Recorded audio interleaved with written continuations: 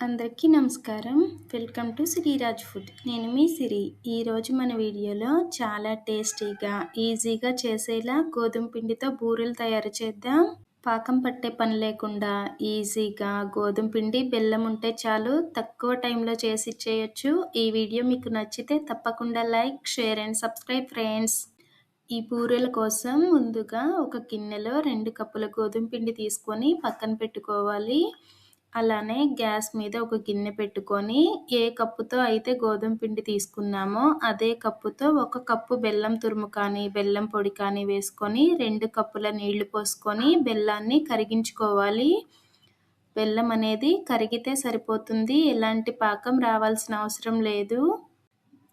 చూసారు కదా, బెల్లం అయితే కరిగిపోయింది.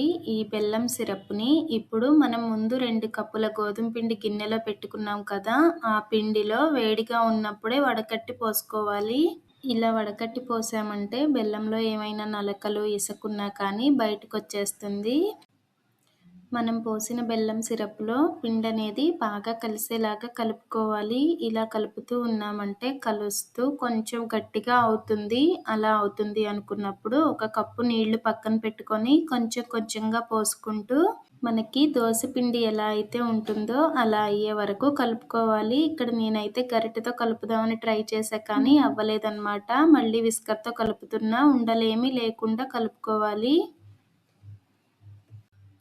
పిండి అనేది ఇలా చక్కగా కలిసిపోయిన తర్వాత ఇందులో ఒక చిటికెడు ఉప్పు, అలానే చిటికెడు వంట సోడా వేసి ఒకసారి బాగా కలుపుకొని మూత పెట్టి పక్కన పెట్టేద్దాం. ఎక్కువ శ్రమ లేకుండా చాలా తక్కువ టైంలో గోధుమ పిండి, బెల్లంతో ఒక్కసారి ఈ రెసిపీ ట్రై చేసి చూడండి. అస్సలు ఫెయిల్ అవ్వడం అనేదే ఉండదు.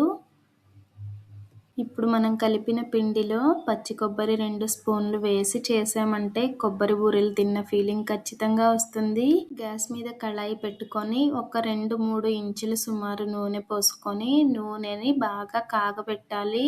ఆయిల్ బాగా హీట్ అయితేనే ఇవి వేయగానే పొంగుతాయి అన్నమాట.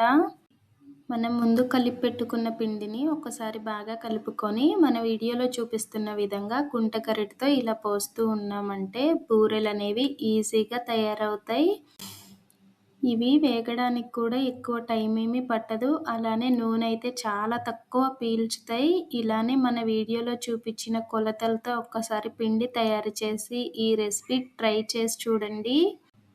చూస్తుంటే మనకు అచ్చం కొబ్బరి బూరెల్లానే కనిపిస్తున్నాయి కదా, లోపల కూడా చాలా సాఫ్ట్గా బబుల్స్లా ఉన్నాయి. ఒక్కసారి ట్రై చేసి చూడండి. ఈ వీడియో మీకు నచ్చితే తప్పకుండా లైక్ చేయండి, షేర్ చేయండి, సబ్స్క్రైబ్ చేయండి. రేపు ఇంకో మంచి వీడియోతో మళ్ళీ కలుసుకుందాం. By bye friends.